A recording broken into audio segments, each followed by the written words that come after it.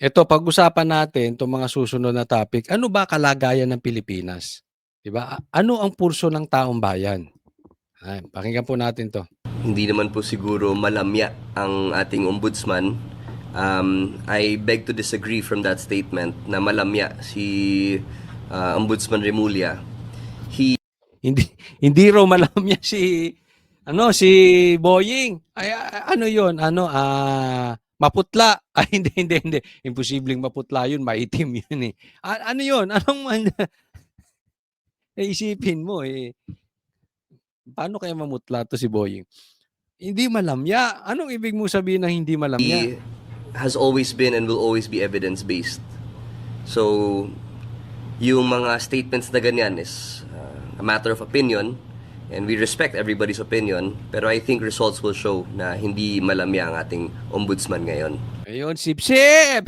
Utoy! Huwag kang gumaya kay Claire. Ha? Wag, siyempre spokesperson ka, 'di ba? But good thing dito kay Utoy, hindi naman niya binaling sa Duterte. Kasi kung si Claire 'yan, kunwari si Claire, nakakalungkot po. Bakit sinasabi niyong malamya? Kunwari siya ang spokesperson ni Boy. Nakakalungkot po bakit sinasabi niyong malamya si Boying. Hindi niyo ba nakikita na nagtatrabaho ng mabuti si Boying? Hindi katulad ni BP Sara na papasyal-pasyal lang. Sino ang malamya sa kanila? Buti, gano'n eh. 'Di ba? Laging kailangan medyo may pitik lagi eh. 'Di ba? Laging binabalik sa Duterte. Siya naman hindi niya binalik. Pero sinungaling.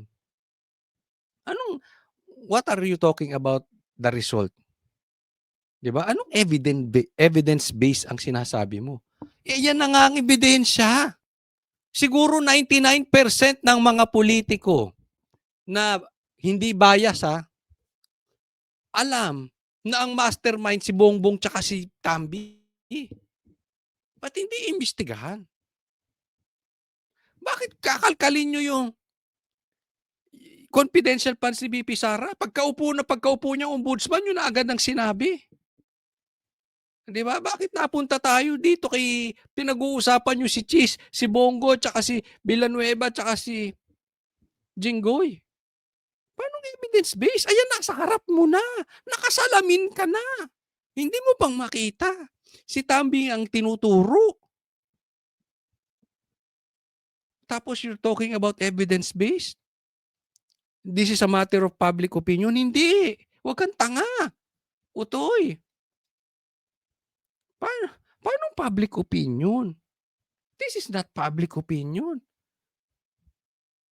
Ay, sinabi na ni Gutesa kung sino. Iba gusto niyong imbestigahan. Ito'y tinutumbok na ebidensya o palayo kayo? Pero bakit nga ba hindi na siya inobliga na mag-tell all gaya nung unang sinabi ko niya to?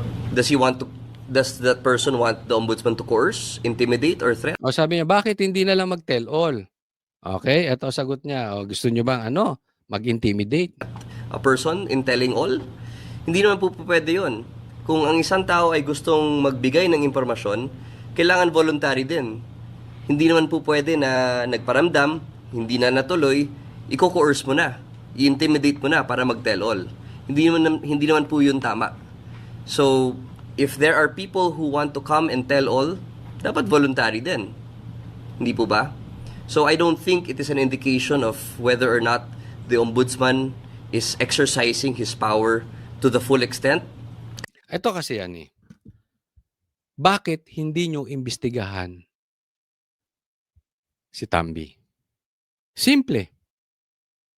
Lahat ng ebidensya patungo ron. And I know you are not stupid.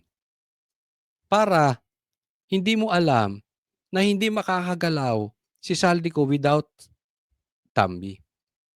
May go signal yan.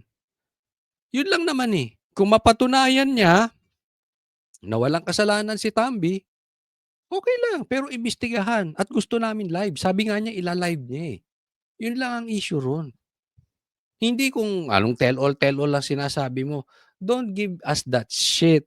Alam mo kung bakit? Nagawan niyo ngang si PRRD napadala without due process sa dahig. Huwag niyong sabihin na sumusunod kayo sa due process. Huwag niyong sabihin na wala kayong magagawa. Huwag niyong sabihin hindi kayo nagko-coerce. Huwag naman tayo maglokohan. Huwag naman kayo magmalinis. Everybody saw what happened to PRRD. At may kamay doon si Boying.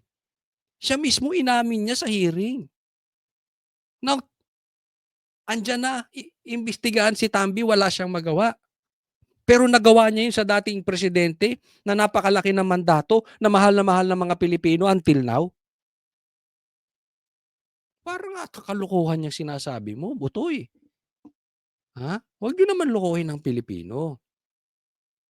Kasi kung gusto ni Boying, alam namin kaya niyang gawin. Kaya niyang imbestigahan si Tambi. Kasi ano po yan, that is something that you have to treat very delicately and sensitively. And if he were in this position, if he wanted to force a person to do that, hindi naman ata yun tama din. No? So let's give the ombudsman the not the leeway, but let's give him the time to. Hindi yun eh. Kaya sabi mo, hindi naman pwedeng gamitin ng puwersa. Kaya nyo yan. Kung hindi man puwersa, kaya nyo. Kung nagawa nyo kay PRRD, kaya nyo imbestigahan si Tambi. Make an informed decision to gather all the evidence and verify it from different sources. Ang problema nga, kung be-verify, baka kasi tinuturo ng ebidensya, yung verification ninyo, may killing. Yun yun. Diba? Yun yun eh. Ngayon, gusto nyo ganito. I-live nyo, yung investigasyon nyo, pinagbalakihan ni Boying, plano niyang i-live, imbestigahan nyo si Tambi. Then titingnan namin, tama ba yung ebidensya? Until then, hindi kami maniniwala sa investigasyong ginagawa nyo. Katulad kayo ng ICI eh. Next po. Kaya naman, tingnan po natin yung klase ng investigasyon na ginagawa ng ICI at saka yung klaseng ng investigasyong ginagawa ni Boying dyan sa ombudsman, eto resulta. Hindi po natin maitatanggi. Tingnan po natin, basahin natin ha. Ito naman pinost ng Abante. Naniniwala si Pangulong Bongbong Marcos na naibalik na ang kumpiyansa sa ekonomiya ng bansa sa gitna ng issue ng korupsyon sa mga flood control projects. Naibalik na ang kumpiyansa sa ekonomiya. Sabi niya, tiwala ng mga investor sa Pinas na ibalik na. Anong reaksyon ng taong bayan? 6.7 pinagtatawanan ng Abante. Ikaw naman, Abante, isa ka pa eh. Di ba? Oh, ang nag-like lang 770, yung nag-heart 148. Kahit pag sama-sabahin mo yan, hindi aabot, pinagtatawanan kayo, Abante, sa post na ganyan. Baka si Bongbong Marcos ang pinagtatawanan. Huwag nga tayong maglokohan, Bongbong. Yan yung mga sinasabi natin na nagmumukha kang adik, Bongbong, na pinapatunayan mong ikaw ay bangag. Kasi parang wala ka sa katotohanan. Saan ba kayo nakatira ni Claire? Sa Pluto? Sa Earth pa ba kayo nakatira? Parang clueless kayo sa nangyayari sa Pilipinas. Tingnan mo ito, sabi ng Bloomberg. Philippines 6 fix for world's worst performing stock market. Pilipinas na po. Worst performing stock market. Anong pinagsasabi mo na yung investor? Yan ang sinasabi natin, hindi mo pwedeng lokohin ng investor. You can do quote cards, statements, promises,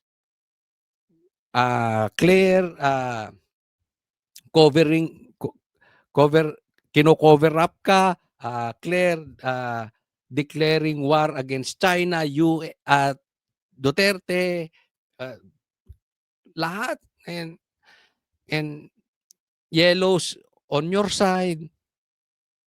Pero yung investor, pag walang tiwala, walang tiwala. Hindi nyo mapagtatakpan yan. Not even Claire. Kahit anong banat ni Claire sa mga Duterte, kahit anong banat ni Gibo sa China, kahit anong banat ng mga pinklawan sa Duterte, yung investor, 'pag may tiwala, may tiwala. Hindi natin puwedeng itago. Yung taong bayan, hindi mo rin tingnan mo pinagtatawan kaya nga sabi ko, wala nang ginawa 'to si Bongbong Marcos kung hindi mangako. Parang nanliligaw ng Pilipino. Puro, ah, puro, ah, pangarap, kahibangan, kasinungalingan. Ikaw nga, sige nga, try mo mag-invest ng bilyon sa Pilipinas. Baka hindi mo gawin, eh. Ikaw mismo hindi tiwala. Huwag niyong lolokohin ang taong bayan. Kasi the more niyong niloloko ang taong bayan, tapos nakikita nila hindi niyo sinusolusyunan yung problema sa korapsyon, and you are just concerned and attacking Duterte, kitang-kita na wala kayong pakialam sa taong bayan. But you and your power and your dream and for you to stay in power. Yun lang ang concern nyo. Kita ng taong bayan yan. Di ba? Tapos yung mga klase ng investigasyong ginagawa ng ICI mo, netong si Boying, walang kwenta. Kung hindi nyo tutumbukin ang mastermind, kahit paikot-ikutin nyo yan, ang investor magsisilayasan. Tandaan nyo yan. Until seryosohin etong investigasyon, walang mangyayari. Ang gulo-gulo ng ombudsman, ang gulo-gulo ng ICI, Blue Ribbon, parang noontime show. Oh. Kanina nakita nyo yung pambobola ng ombudsman patungkol sa investigasyon. Tapos, si Bongbong naman. Ngayon, tingnan naman natin yung ICI. Kaya nananatiling walang tiwala ang taong bayan dahil sa mga bugok na investigasyon at mga pangako nitong mga taong to. Bongbong, ombudsman, then now ICI. O, pag-usapan po natin. Nagsagawa na ng technical briefing ang House Committee on Government Reorganization kaugnay ng mga panukalang batas na inihain sa Kamara para palakasin ang kapangyarihan ng Independent Commission for Infrastructure o ICI.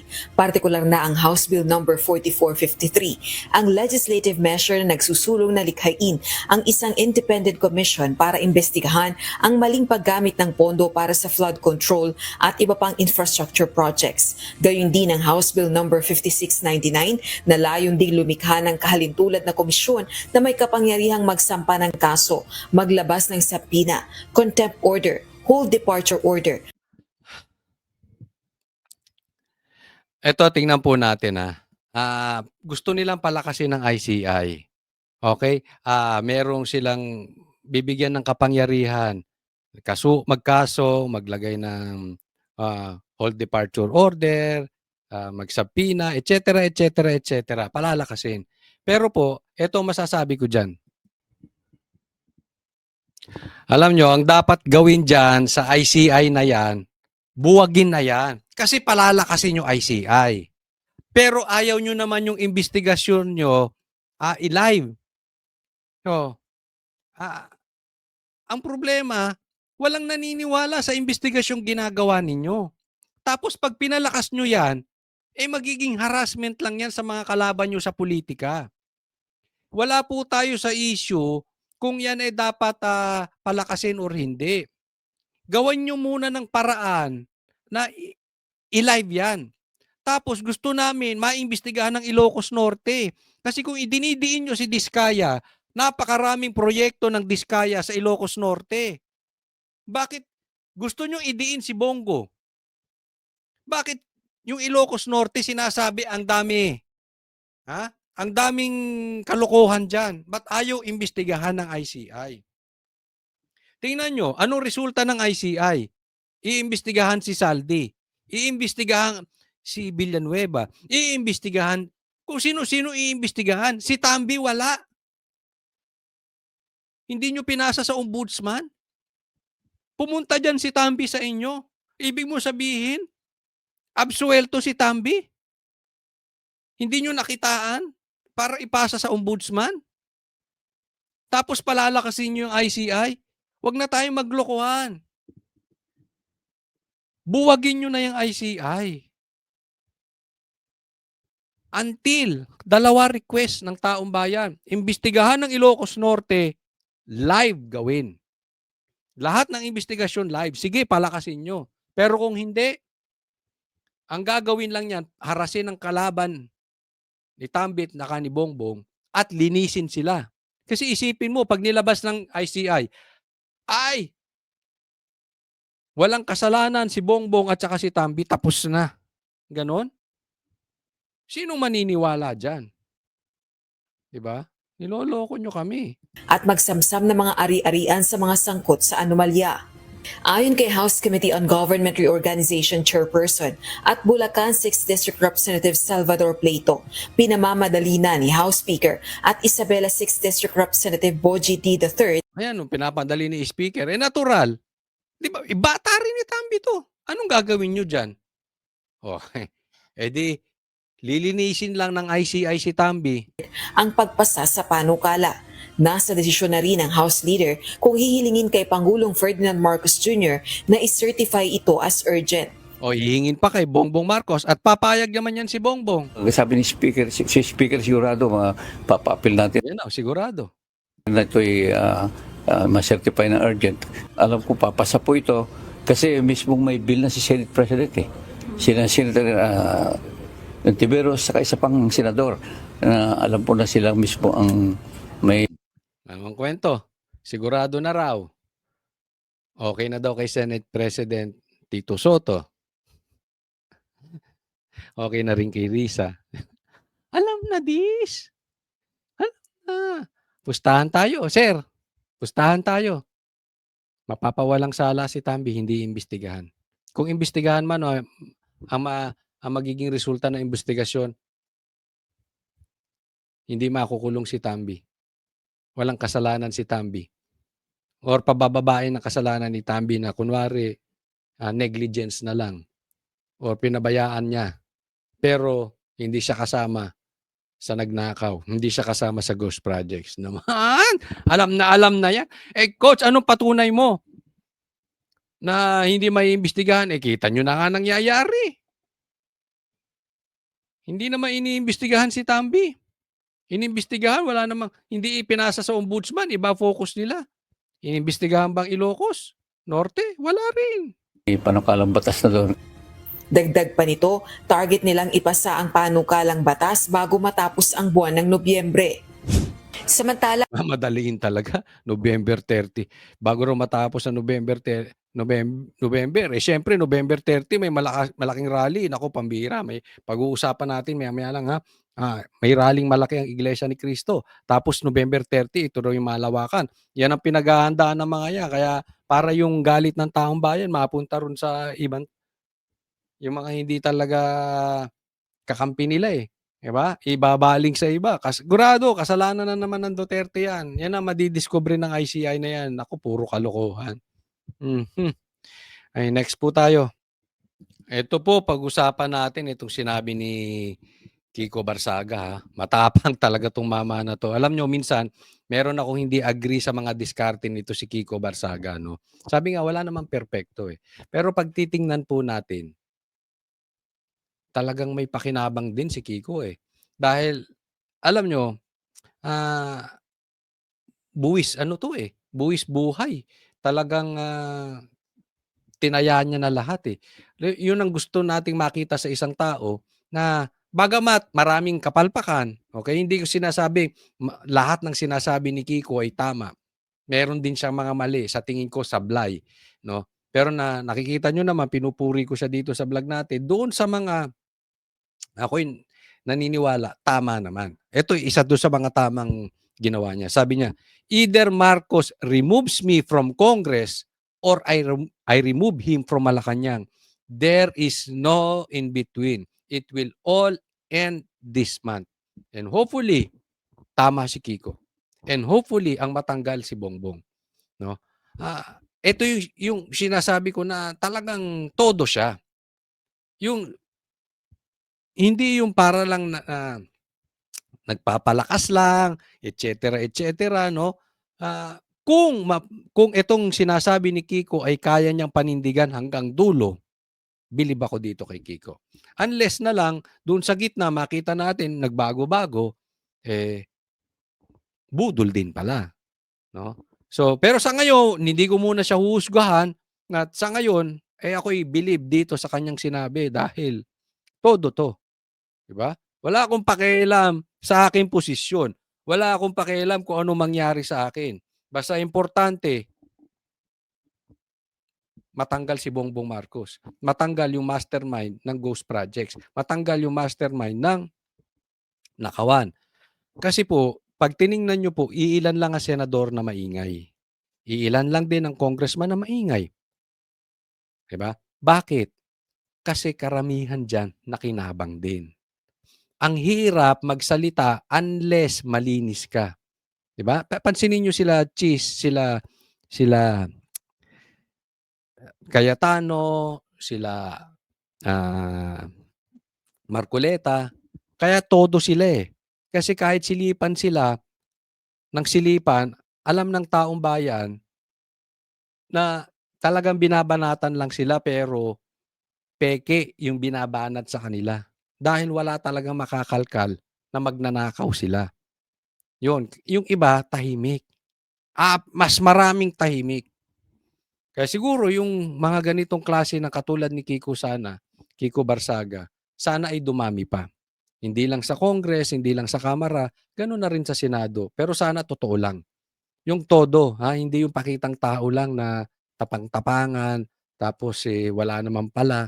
'Di ba? Urong din naman, pag nabayaran, yung pala nagpapalaki lang ng presyo. Yung iba nagpapalaki lang ng boto kasi may pangarap tumakbo sa mas mataas na posisyon, 'no? Pero hindi ko pinagbibintangan si Kiko, kaya nga sabi ko pinupuri ko siya dahil ganito ang mga kailangan natin. And hopefully hindi po magbago 'to si Kiko Barsaga. And hopefully tama siya. Matapos na 'tong problema nating sakit sa ulo itong November na ito. Let's keep on praying. Kung kanina napag-usapan natin yung tapang ni Kiko Barsaga patungkol sa ingay sa Senado, ito naman pag-usapan natin yung tapang ni Lito Lapid o pambihira. Yung pagbabalik po ni Senator Ping Lacson as Blue Ribbon Committee, ano po yung reaction niyo? Welcome na welcome po kasi alam nyo, credible naman talaga si naging chief PNP yan talaga investigador yan Kaya yun, magandang ibinalik sa kanya kasi alam ng taong bayan talagang pag nag-imbestiga yan, totoo. Nagwawala si Lito Lapid. Sinisigawan yung press. Hindi, para kay Lito Lapid, nagwawala na yan. Di ba hindi naman nagsasalita ito kung hindi sa pelikula? Di ba? Wala nga sa hearing yan. Nagkabutuhan dati, nagboto lang, parang masama pa loob. Hindi nagsasalita to si Lito Lapid. Wala yan, walang interview yan pag tungkol sa politika. Baka interview sa pagiging artista. O doon sa pagiging artista niya, madaldal siya roon. Pero pagdating sa politika, wala. Kaya yung sinasabi niya yan, ni Lito Lapid, galit na yan. Parang naguhurmentado na yan. Nagsisisigaw. Pambira ka, Lito Lapid. Minsan ka lang magsalita, sablay pa, anak ka ng probinsyano. Pag nag-imbestiga, sabi niya, dapat tama lang na bumalik si Lacson. Pag yan ay nag-imbestiga, totoo lang. Pambihira. Gigil na gigil kay Gutesa. Si Gutesa ang sinabi, naghahatid siya ng pera kay Saldico at saka kay Tambi. Tapos ang iimbestigahan ni Lacson, si Gutesa at saka yung notaryo. Ang layo naman sa... Kala ko ba, sabi mo, pagka nag-imbestiga, totoo. Minsan ka na magsalita, wala pang kwenta, Lito Lapid. Lumayas ka na nga dyan. Hindi natin mapapalayas yan. Senador yan binoto ng tao. Kayo naman kasi, taong bayan. Makita nyo lang artista, sige kayo boto. Walang paninindigan, wala nang, ay nako. Walang kaplastikan, walang kinakampihan. Yan, kaya... Walang kaplastikan? Hindi ba kaplastikan yon? Inilayo niya investigasyon kay Tambi? Walang kinakampihan. Hindi ba halatang-halata sila ni Tito Soto? Nakamping-kampi kay ano? Pansinin mo, Lito Lapid, tanong ko sa'yo, hindi mo nahahalata, inilalayo niya kay Tambi investigasyon? Kung saan-saan dinadala? Ano walang kinakampihan? Ano bang multivitamins tinitake mo? Lito Lapid, parang ang layo mo na sa sitwasyon. Tama-tama yun. Tama ang decision niya. Okay, thank you, sir. sir. Ayan. Your Senator, Lito Lapid. Masaya kayo sa mga boboto kay Lito Lapid. Ang bira, oh. Next. Ito, bigyan lang natin ng komentaryo itong quote card na ito. Sabi ni Vince Dizon, sabi po ng Pangulo, ihinto muna natin yung pagnanakaw. Parang inamin mo, Vince Dizon, na talagang magnanakaw yung Pangulo. Yari ka dyan. Nako. O, ihinto muna natin yung pagnanakaw. So, sa makatweet, kasama sa pagnanakaw si Bongbong Marcos.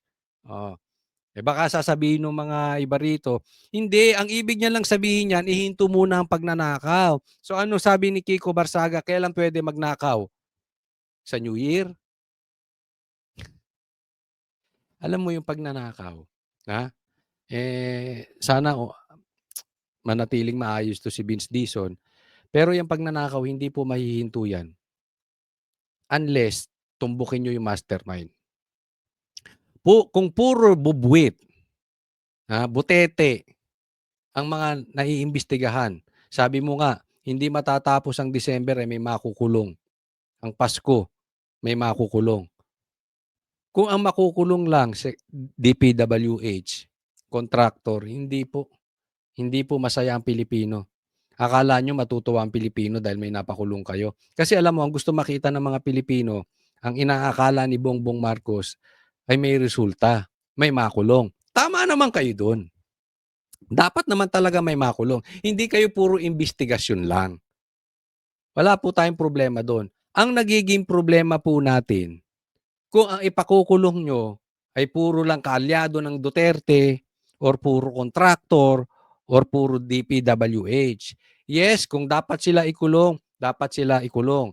Pero ayaw namin na inaalis ninyo ang focus nyo sa mastermind. Hindi pwedeng gagalaw ang DPWH nang walang backer na mataas na politiko. Ang gusto naming makulong ay yung mataas na politiko na involved sa ghost projects ngayon.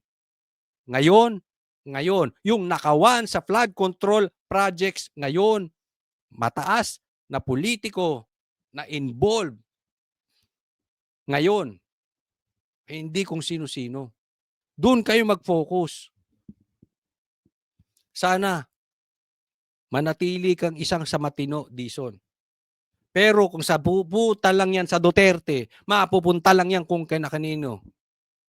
Kinain ka na rin ng kademonyohan. Malalaman natin kung ano ang magiging reaction dito ni Dizon. Siya ba talaga ay titindig sa tamang investigasyon. Ang gusto ng Pilipino tamang investigasyon, makulong ang magnanakaw ng ghost project sa Bulacan, sa Ilocos Norte, at kung saan-saan pa. Doon po tayo mag-focus, Secretary Dizon. Next po tayo. Yan, ganito dapat ang gawin para maiwasan natin tong patungkol sa mga magnanakaw. Kasi napadali nila kung paano, alam nyo may nakausap po ako, dati siyang nasa DPWH, kinikwento niya sa akin. Hopefully ma-interview ko siya. Hindi ko alam kung papayag siya, medyo may edad na. Hindi ko alam kung papayag na magpa-interview. Pero ibang-iba raw yung sistema before kesa sa sistema ngayon. Kasi ngayon daw parang pinadali. Siyempre, pag pinadali mo naman, madali ang nakawan. Sige, ito, pag-usapan natin. Sa gawa na ng technical briefing ang House Committee on Government Reorganization kaugnay ng mga panukalang batas na inihain sa... Ay, saglit. Hindi ito. Ito pala pag-usapan natin. Walang proyektong pang-infrastruktura ang dapat na isama sa national budget at implementasyon malibang dumaan ito sa masusing feasibility study. Ito ang nakasaad sa Senate Bill number 1461 o ang Infrastructure Appropriations Integrity Act na inihain ni Senador Francis Escudero. Yan, ito alam mo yung sinasabi natin eh. Maganda tong panukalang ginawa ni Chis Escudero. Dapat may feasibility study. Hindi yung basta-basta ko. Sige, meron dyan proyekto, bigyan ng pera yan, okay? Akin 30%, 40%. Buti kung ganun nga lang. Ang nangyayari dito, ghost project. So, may proyekto. O ikaw, congressman, kaya ko pilipitin leg mo. Park ko dyan ha, park ko. Ito pera. O sige, pero akin to. Okay, ghost projects. Total mataas yan, 50%, 60% sa akin. O yung kalahati sa'yo. Ghost projects. Pag chinek mo, wala naman. 'Di ba? Yun nga yung sinasabi nung DPWH na nakausap ko na dati balik-balik yung proyekto, yung budget, balik dito, ibabalik, mahal to, ibabalik. Matagal na usapin. Ito hindi. Parang approve. Approve ng approve kahit walang pag-aaral. Kaya tama 'to sinasabi ni Chis Escudero. Isa po sa solusyon para maalis yung mga magnanakaw dyan sa mga ghost projects, may feasibility study. Ayon nito na itatag ang budget transparency at pananagutan sa pagpapasok Yon, budget transparency. at implementasyon ng infra projects sa National Expenditure Program o NEP at General Appropriations Act o GAA. Paliwanag ni Senador Cheese, magsisilbing requirement at kondisyon ang feasibility study para maisama ang anumang proyekto sa NEP at GAA. Dapat din anya Sa madaling salita, bago ma-approvean, kailangan kahit bago budgetan yan, in layman's term, pinag-aralang mabuti. Dumaan sa masusing investigasyon, di ba?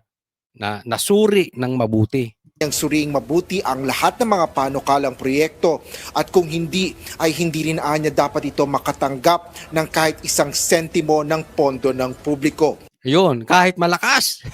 Paano kung malakas sa presidente? Hindi pa rin. Dapat may nasuri siya. Paano kung malakas kay Tambi? Oo, alam naman natin, di ba? Diyan nag-aayos yung mga maiiwasan. In a way, basta't maganda ang pamamalakad, tas talagang binusisi, hinimay-himay yan. Alam mo, pag hinimay mo ang isang bagay bago mo rilisan ng budget, habang hinihimay mo pa yan, yung magnanakaw lumalayas na. Bakit? Alam niya hindi lulusot eh. Kasi hinihimay.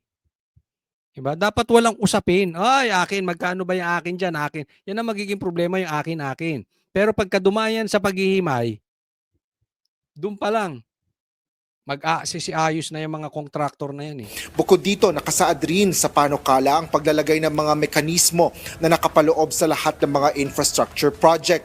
Kabilang dito ang paglalagay sa bawat proyekto ng mga station number, geotagging, geodetic coordinates at iba Geotagging, mga numbers, pang pamamaraan gamit ang teknolohiya upang mahanap ang ito ng anumang oras.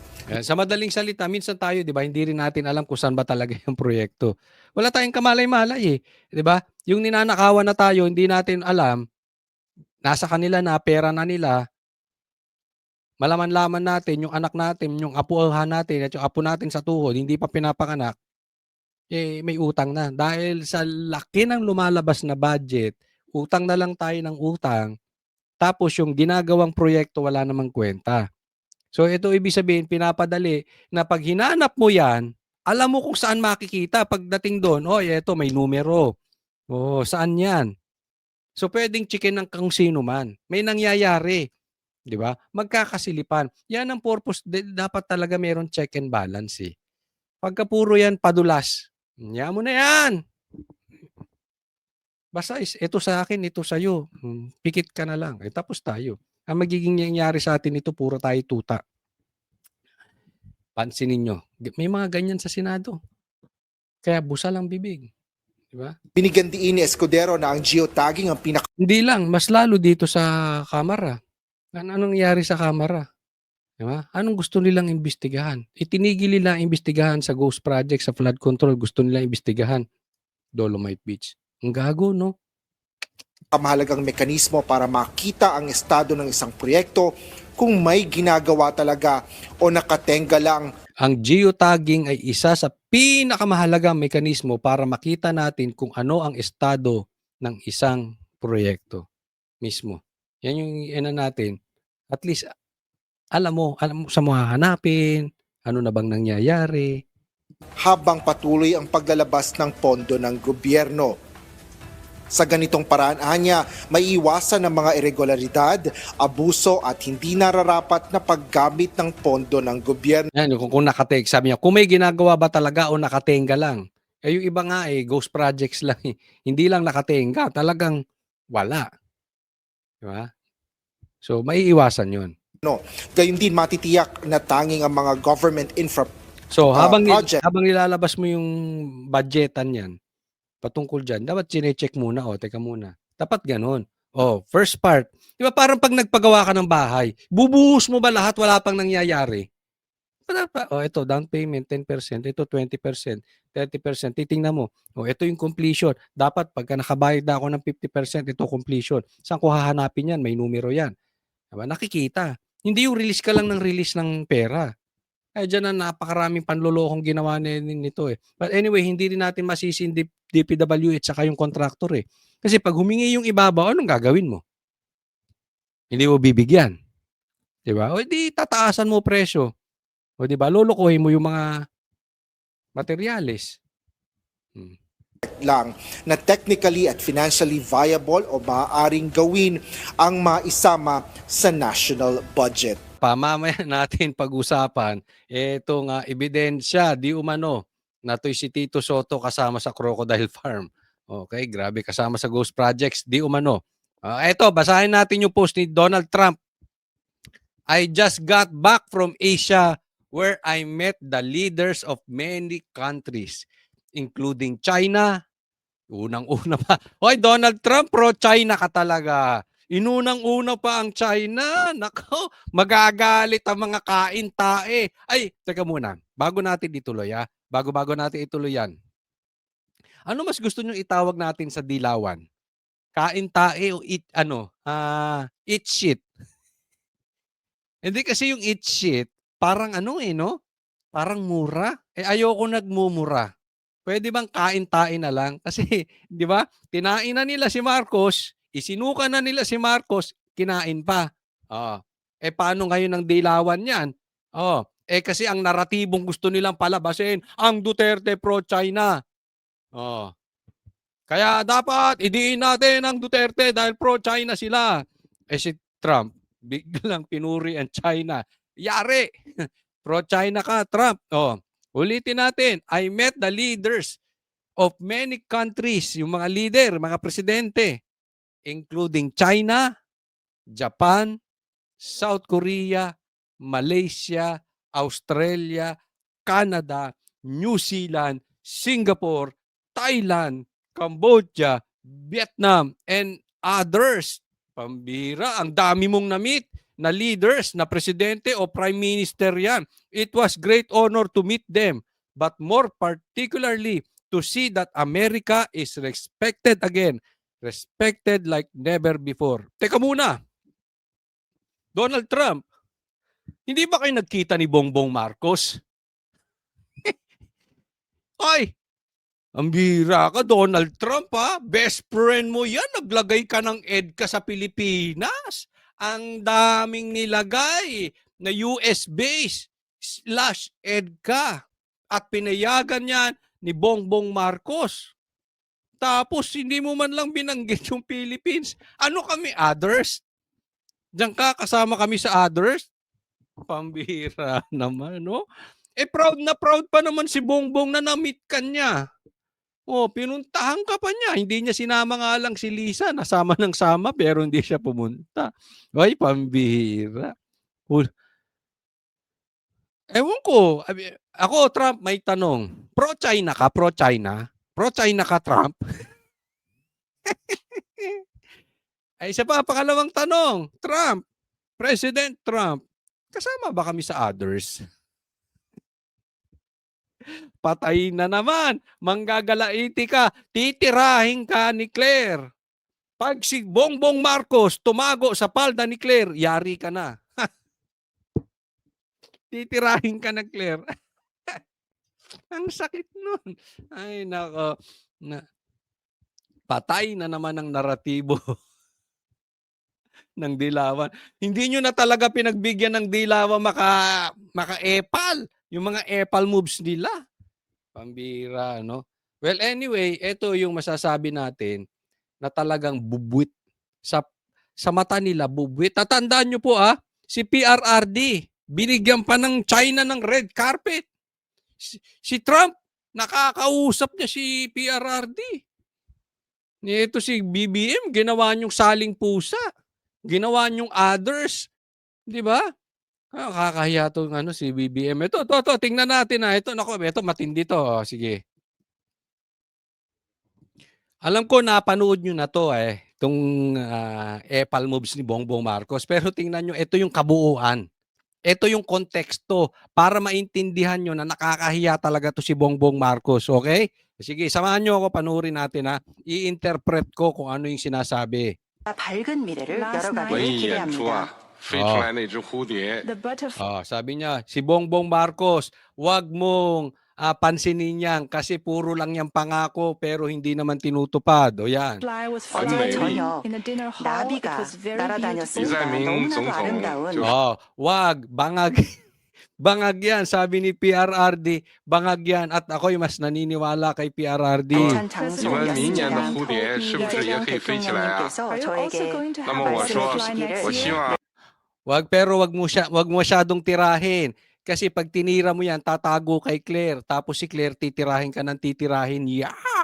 내년에 나비를 이렇게 아름답게 날리실 건가요? 라고 질문을 해주셨습니다. 저는 여기에 있는 이 Yan, sabi hindi daw nakalusot kasi nagdala daw ng napakaraming Coca-Cola. O may bit-bit daw. May bit-bit si Marcos Coca-Cola dyan. Hindi ko alam kung diet ba yung iniinom ni O nahuli ni 아름다운 나비가 신진까지 날아왔어. Yan, puro tapang lang yan, pero tatago yan. Kita mo, si Gibo daw, nagtatapang-tapangan. Pero pustahan tayo, unang tatakbo yun pagka nagkagera. Tapos, binubuo nila yung naratibo na dapat magalit sa China. 노래까지 하면 좋겠다라고 말씀을 드렸습니다. Ayun. 감사합니다. Nagpalakpakan na po. Nako, delikado. Ayan, nagkamayan na.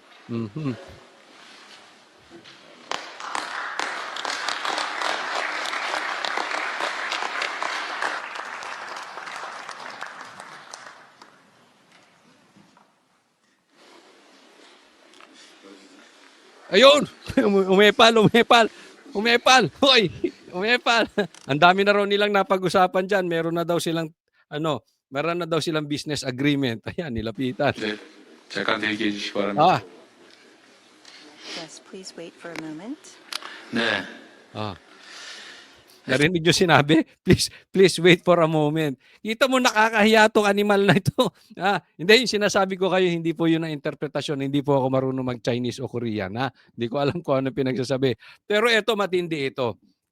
Ito talaga nakakahiya tong si Marcos na ito. Ang masama nito, hindi lang si Bongbong Marcos po. Bit-bit niya po ang Pilipinas. Masakit po ito dahil talagang from red carpet nandito na ginawa kay PRRD, red carpet treatment para sa Pilipinas ang ginawa kay Bongbong talagang parang ito yung parang tropa mo na alam mo, na-imagine ko to sa vloggers Kwentuhan lang to Huwag kayong magagalit. Kunwari si PRRD, si President Xi. Hindi naman siya kasali sa usapan. Tapos yung isang vlogger biglang lumapit kay PRRD. Wala sa ayos. Hindi pa tapos yung kung kailan pwede na ang kamayan, hindi pa tapos yung event, bigla kang lalapit. Hindi naman ikaw ang kausap, patapusin mo muna. Parang ganon. Maka-epal lang. Alam mo kung bakit? Sa kwentong vlogger lang may mga ganyan kasing vlogger mahilig sa mahilig sa optics. Pero kung tutuusin, hindi naman talaga kilala ni PRRD. Parang ganun lang, example lang. Parang ito, wala namang pakialam talaga si sa kanya. Baka nga hindi tinuturing na kaaway ni si President Bongbong kasi walang kwenta eh. 'Di ba? Alam mo yung epal moves, yung ginawa ni Bongbong Marcos, it's not right for a president na gawin. Dapat mag-iingat kayo, Bongbong, sa mga ginagawa nyo kasi bit-bit nyo Pilipinas. 'Di ba? Kita mo ang layo ng treatment. How President Xi respected PRRD. Si Bongbong parang hindi. Parang may sabog ka ba niyan, Bongbong Marcos, nung pumunta ka dyan? Hindi ako yung nagtatanong lang kung bangag ka nyo nagpunta ka dyan kasi binanatan mo, tapos lalapit ka na para kang tuta. Di ba? Presidente ka, oy! Parang kang gago.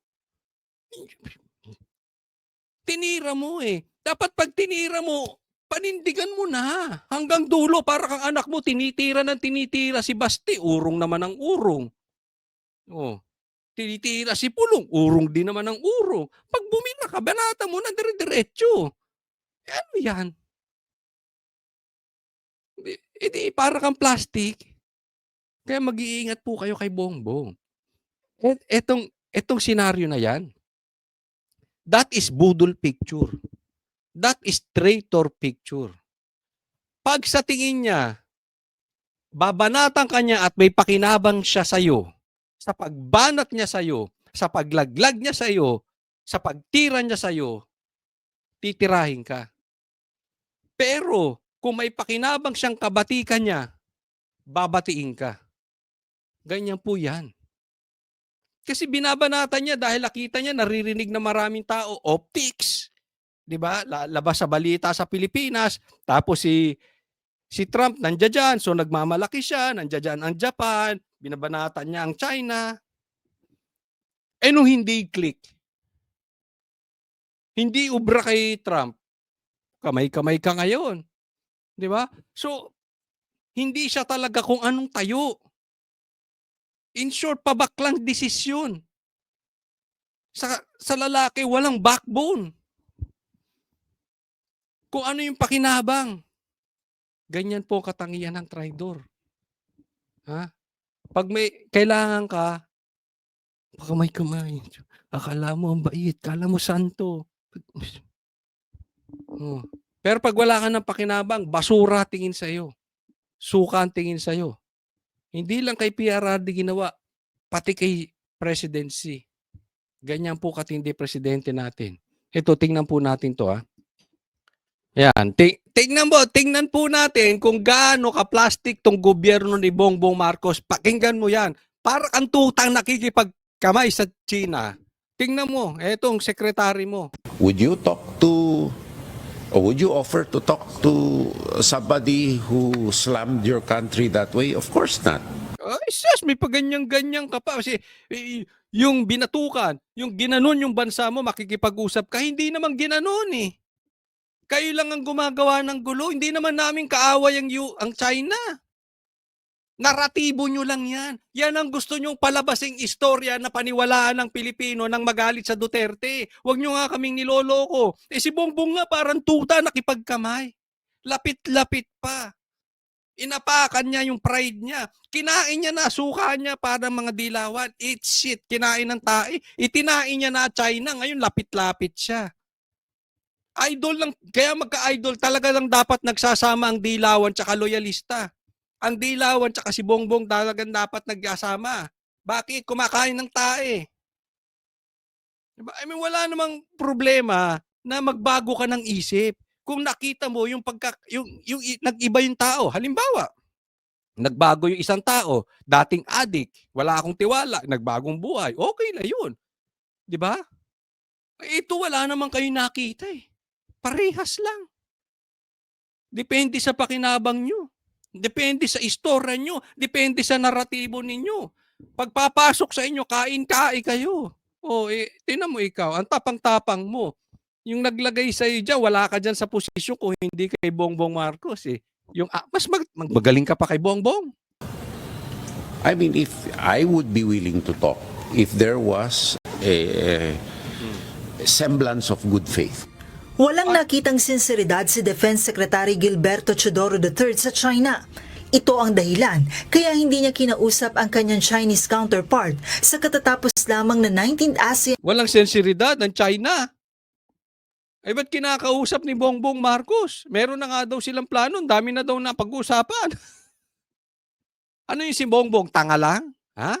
Eh, ganun ba ibig mo sabihin? Tanga lang talaga si Bongbong? Kaya kinausap niya China? Ba, mas matindi pa ito. Nakakita na kayo ng langaw na nakatungtong sa kalabaw? Matindi ka pa pala sa presidente mo. Defense Ministers meeting sa Malaysia. Sinabi ni Secretary Teodoro na hindi niya nagustuhan ang pahayag ng China na tinatakot umano sila ng Pilipinas. Kung nagpakita ng sinseridad, kakausapin ko bakit hindi. Pero kakausapin mo na the day before sinabi binablockmail natin ng China, pagkatapos magbago daw tayo ng mend your ways. Buti nga hindi siya kinarati dun eh. Buti hindi siya kinungpo. Magagaling ang Chinese sa kungpo. Anong sinceridad are you talking about? Anong sincerity ka dyan? Si Bongbong binanatan nga yung China eh. Na hindi, wala sa lugar. Hindi po ganun ang akto ng ASEAN. Nire-resolve nila ang kanilang problema sa isa't isa quietly, discreetly, professionally. Hindi yung attack sa crowd. Alam mo yung parang parang gangbang ang dating nito si Bongbong. Alam mo yung road rage? Ganyan yung gawain ng isang taong yung walang aral, yung walang delikadesa. Formal yung lugar, hindi ganun inaayos. May mga gusot sila dyan sa ASEAN pero hindi ginaganon. Hindi nilalathala sa publiko tapos magsasalita ka ng palaban. 'Di ba? Inaayos nila yon sa maayos na paraan. Ang ginawa ni Bongbong ganun, no, tingnan mo. Tapos makikipagkamay siya. Buti hindi siya kinarati-karati ni Si doon. 'Di ba? Sinong sincere ang sinasabi mo, Gibo? Yung presidente mo nga sincere ba yun? Ano ba ang papaniwala namin kay bibirahin ng China o makikipagkamay na parang tuta? Sampal sa mukha yun, kaya hindi ko tatanggapin.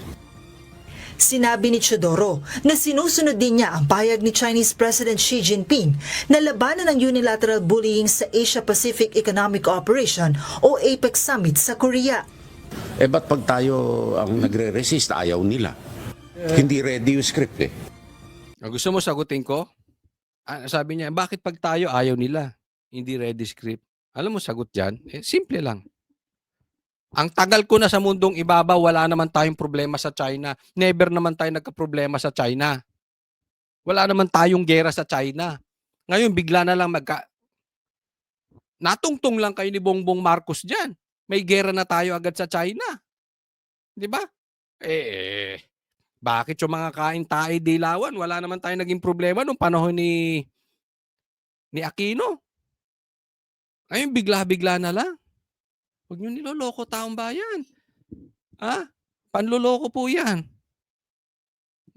Saglit namang binati ni Pangulong Ferdinand Marcos Jr. si Chinese President Xi Jinping sa APEC Summit sa Gyeongju. Yan ba tingin mo, sincere? Ako mabait si Xi. Kung ako presidente ng China, tinampal ko yan kaliwat kanan. Tinampal, pang ko ako kung ako. Hindi naman ako magiging presidente ng China.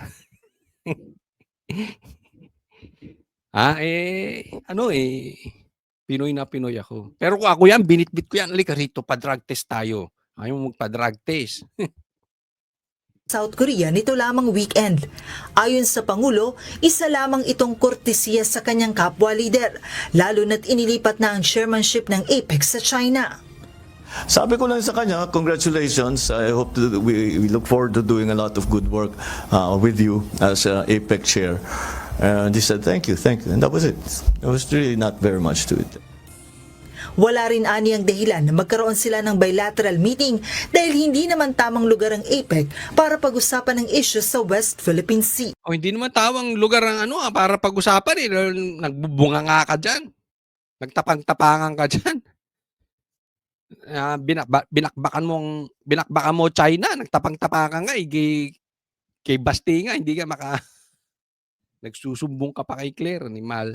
With President Xi Jinping again, neither side asked for a meeting because anong pag-uusapan namin, this is not the time or the place to talk about the West Philippine Sea. Hindi, sabihin mo, hindi kahit ako presidente ng China, hindi ako magre-request ng meeting sa'yo. Wala kang kwentang kausap eh. Gaganunin mo ako, tapos yayain mo ako mag-Coca-Cola. Di ba? Anong pag-uusapan natin? Wala kang kakwenta-kwenta. Nakita nyo ba yung pinagkaiba nyo ni PRRD? You're nothing but a position, but a title. Magkaiba po ang position, yung title at influence. Magkaiba po yun. You will not achieve anything for having a meeting about that. Joan Nano, UNTV News. Oh, ito. Ito. May papakita ako sa inyo. Ito, maganda to. Nako, ito, matinding pasabog ito. Nako, ito, matindi po ito. Ay, nako. Oo, basahin natin may komentaryo si Anjo Iliana. Oh. Ang sabi niya, Senator, Tito Sen, ang dami mo naman pinalabas na mga bayaran mo na vloggers. Gusto mo talaga ng laglagan, ha? Okay ba sa'yo yun? Gusto mo sabihin ko na yung kabit mo mula 2013 na pinalakad mo sa ako, pambihira. Pati kabit, pinapalakad mo, Tito Soto? Ano ba naman yan? Ano ka, torpe? Kabit lang, Sabihin mo lang, Tito Sen, at ibabox reveal ko na sa taong bayan kung sino yung kabit mo mula to. Nako, sabihin mo na, Anjo. Sige lang, banatan nyo lang ako at marami pa akong ilalabas. Anjo Iliana, ako matindi. Tito Soto, kasama ka pala sa mga buhaya. Di ba may asawa ka na, may kabit ka pa? Ako'y nagtatanong lang. Personal mong buhay yan. Oo, nauunawaan natin. Kaya, pero pangit yun. May kabit. Di ba? Alam ba ng asawa mo yan? Naku, pambihira. Crocodile farm, ha?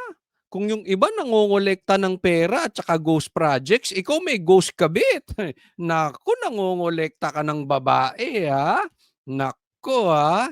Hindi. Sabi ni Anjo, tanong ko, Tito Soto, totoo ba yan? Diba? Oh.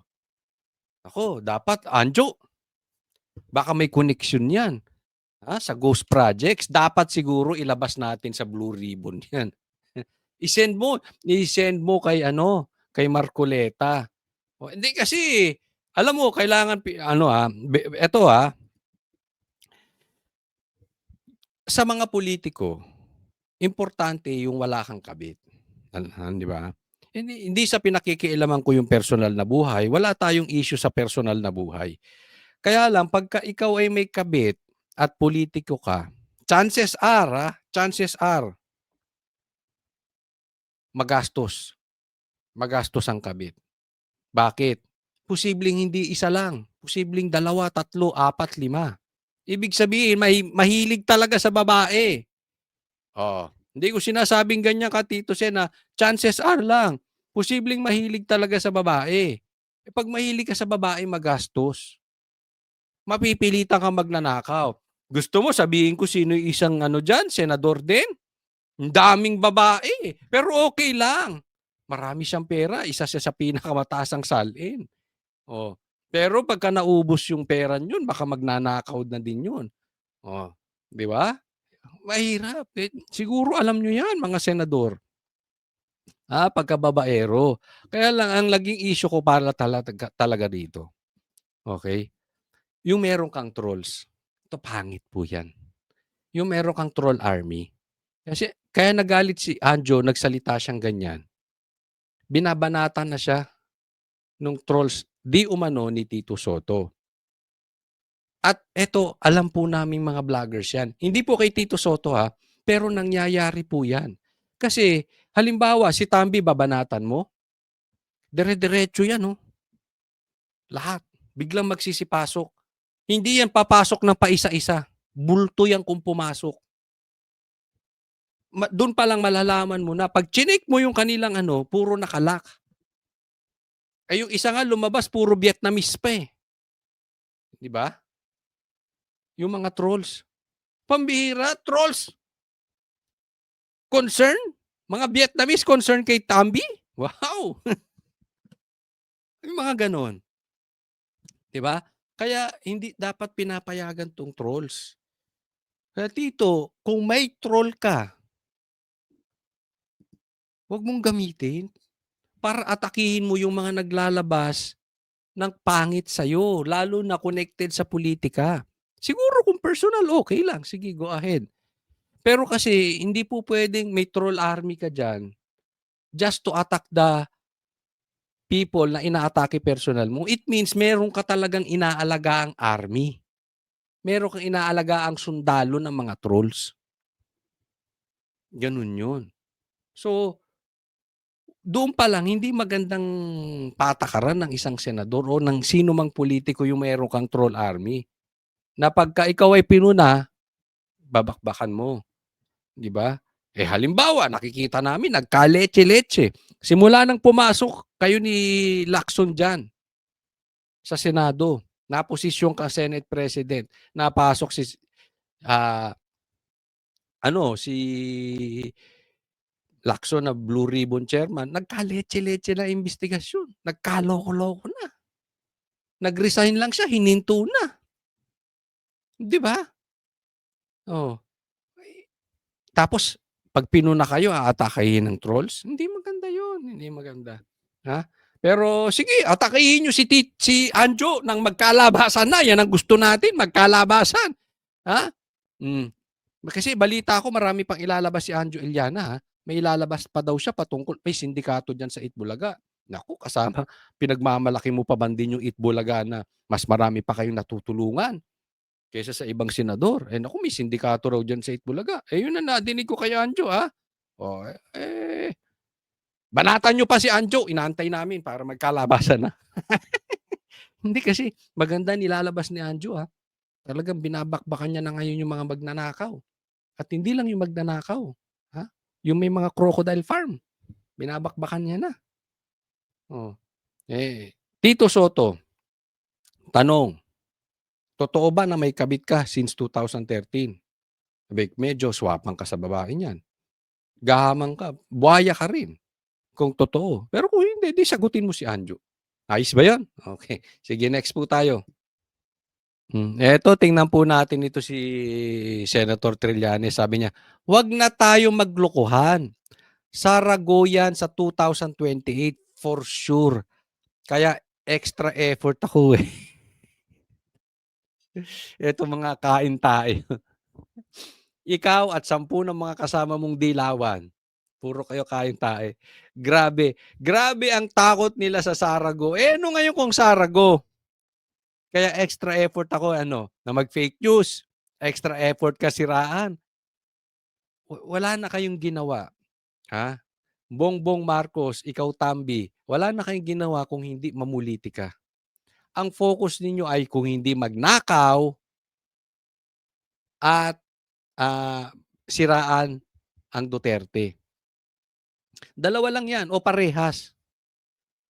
Nagpademonyo kayo dito sa damonyo na ito eh. Nagpatempt kayo, nagpatukso kayo. Ang gusto lang nito hindi para ayusin ang bayan natin.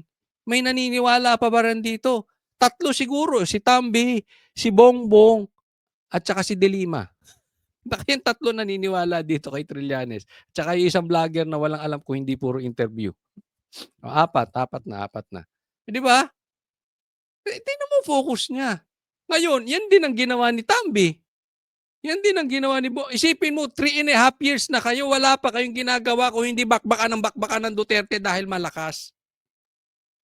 Ba't hindi nyo labanan sa eleksyon ng tama? For the meantime, magtrabaho muna kayo. Puro nakaw, puro paninira ang ginagawa nyo, di umano. Oh. Di ba? Ito, tingnan doon. Ito ha. Kaya naman, eto naisip nila. Kung Sara go sa 2028 election, Tulfo Ontiveros, isasabak lamang kay Again, no? Advance sila mag-isip.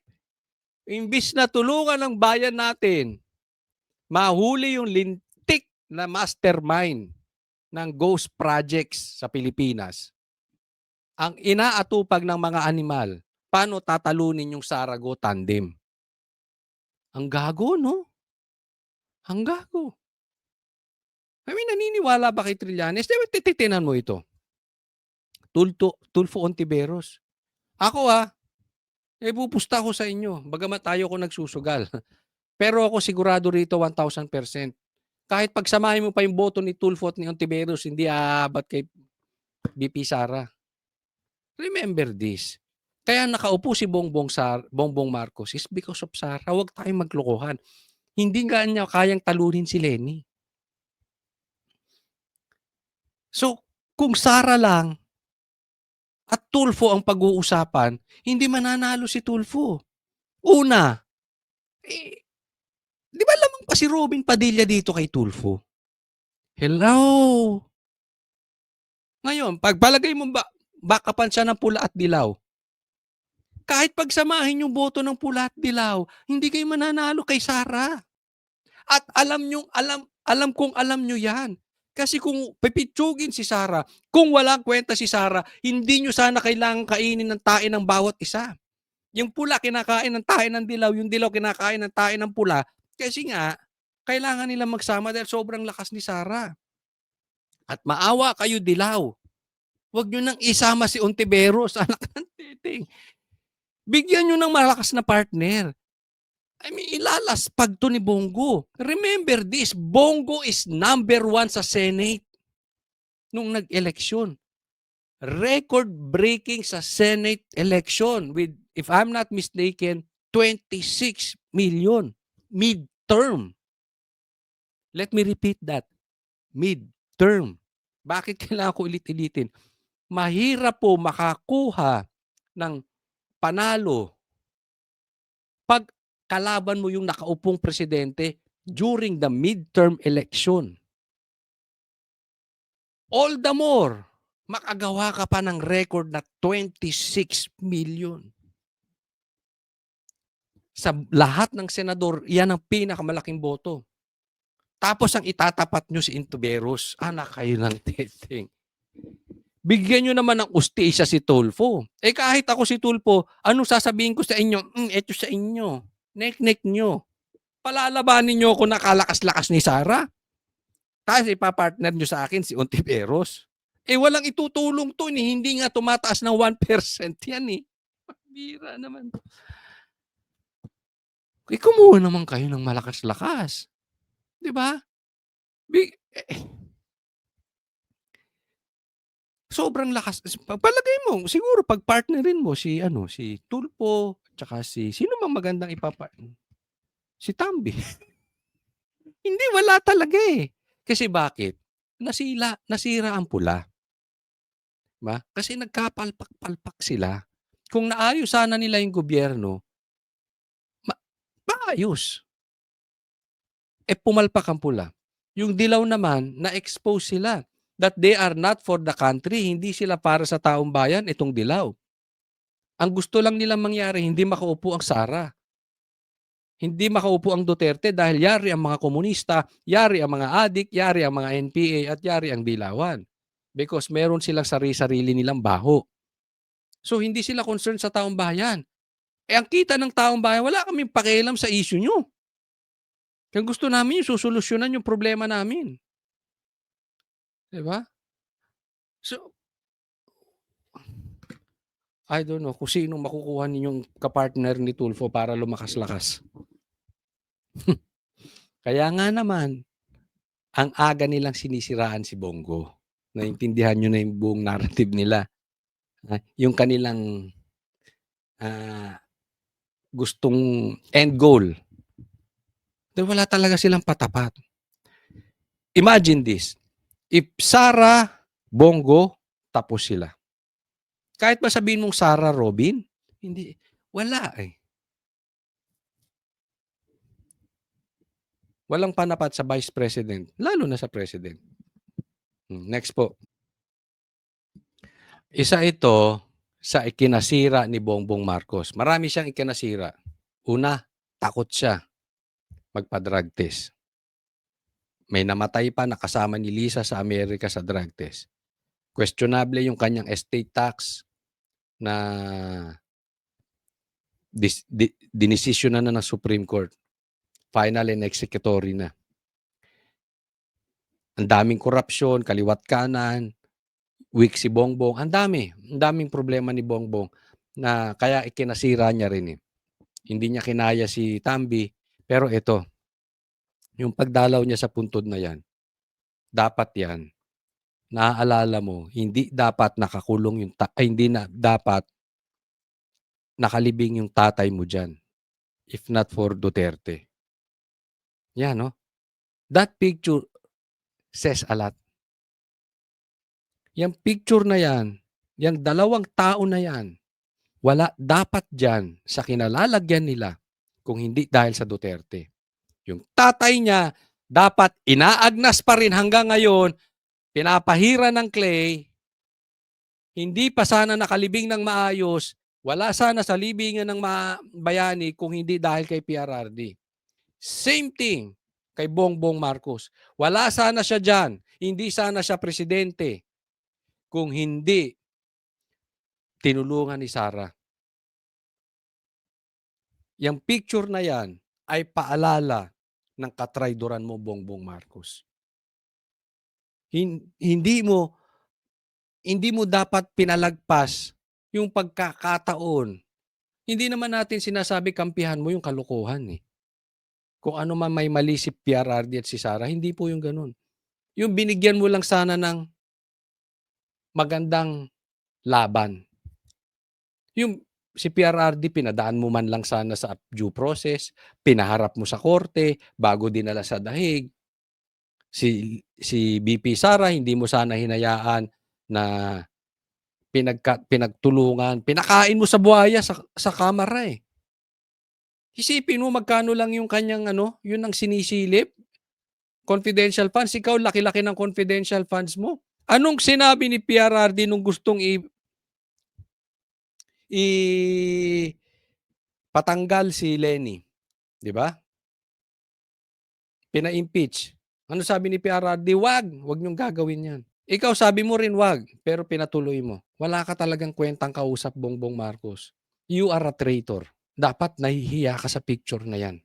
Yung picture na yan will not happen if not for Duterte. Mag-isip-isip ka.